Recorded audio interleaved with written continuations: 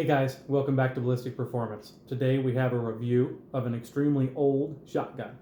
We have a Winchester model 1901 in 10 gauge. So, a little background on this guy. It was marketed as the first successful lever action shotgun designed by John Browning for Winchester. In 1887, they wanted a lever action shotgun to go with their rifles. They wanted to corner that side of the market with shotguns. And that was kind of their bread and butter, the lever action. They had been going to John Browning for designs up to this point, and he would get like a lump sum per design. And while that was all still working, they asked for this. Now, the 1887 was identical to this gun, except that it was in 12 gauge and offered with a 20-inch barrel in addition to the 30-inch.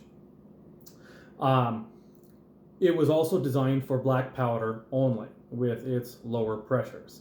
So when Winchester wanted a more powerful shotgun, they went back to Mr. Browning, and he designed the 1901 in 10 gauge only with a 32-inch barrel.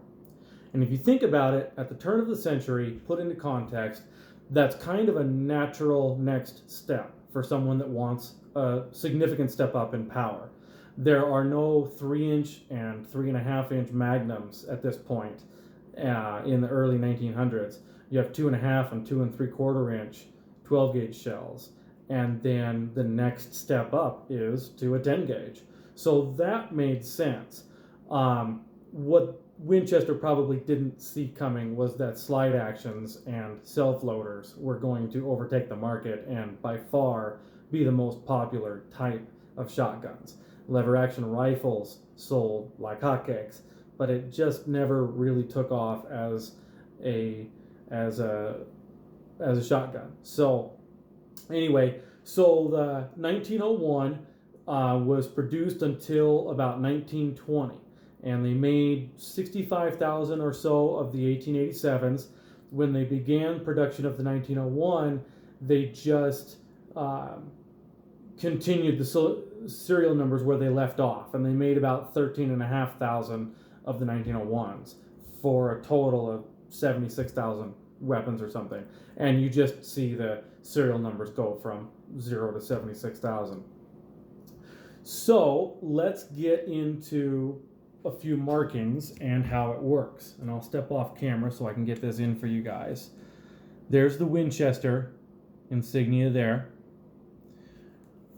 Up on the top of the barrel, we have Winchester Repeating Arms Company and various patents listed there. We have model 1901 in 10 gauge. There's a proof mark right here. It's really hard to see on the barrel, and then a corresponding proof mark on the receiver. Underneath, we have, if I can get it around into the light, we have a serial number right here, and this one is 75,000 and change.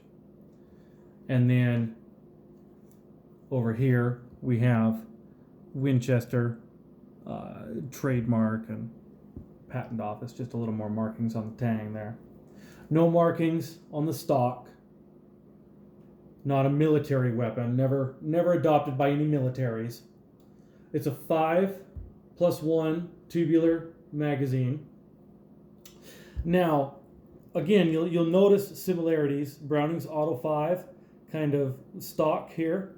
The Winchester model 1895 type of two-piece lever, where this is your first safety, as you know, if you want to call it that.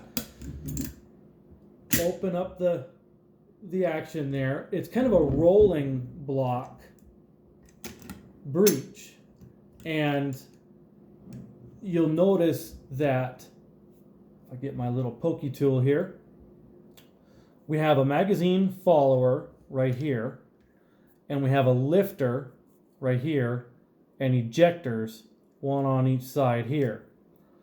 So you have a cartridge sitting on the lifter, ready to be almost ready to be chambered.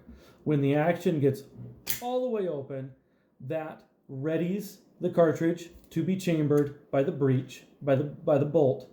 You'll notice the bottom of the breech face kind of rolls over the back of the cartridge, kind of rolls over it and chambers it. Then you fire, and you have kind of a shrouded hammer. So you fire the gun. Now, when you close the action right here, you drop the lifter below the magazine follower, and a cartridge is released into the receiver.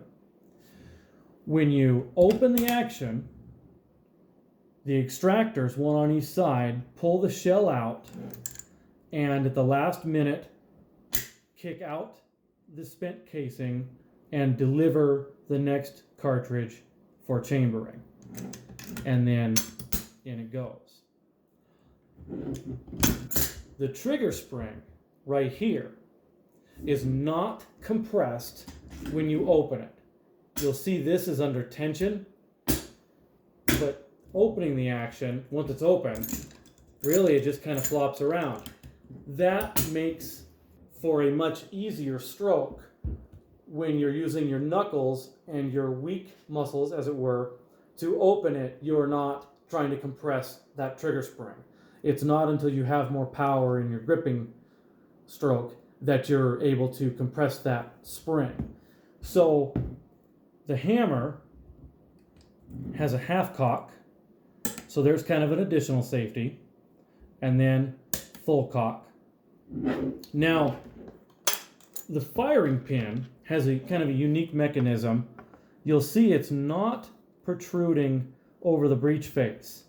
And then you can see the back of it right here. It's hard to show on camera, but underneath, see how well I can do this. Underneath the firing pin, way down in there, is a lever holding the firing pin out. There's no spring retracting this pin. So this mechanism keeps you from ever having an out of battery detonation. You cannot slam, or even just before you're ready, you can't slam this home and fire the cartridge. So the firing pin is held back until right at the last minute, and now, because the bolt raised up away from that lever, now the firing pin can be pushed forward. So now when it's hit by the hammer, it can actually detonate the cartridge. Also, this is a bit like a toggle lock in that the pressures from the chamber are directed into the back of the receiver, and there's no way to break that unless you pull down on this lever. You have to lower the back of the bolt from the receiver before you can rotate anything. And so, kind of reminiscent of the toggle lock there in the 1894, 92 and such. Again, John Moses Browning design. So, we have a full choke and a 32-inch barrel and a 107-year-old shotgun. And this viewer also sent in 5 paper shells, 2 7/8, 10 gauge. They look like maybe they're 6s or 4s. So we will do a little testing. We'll shoot it over the chronograph, and we'll try to pattern some on paper and see what the old girl does. So stay tuned.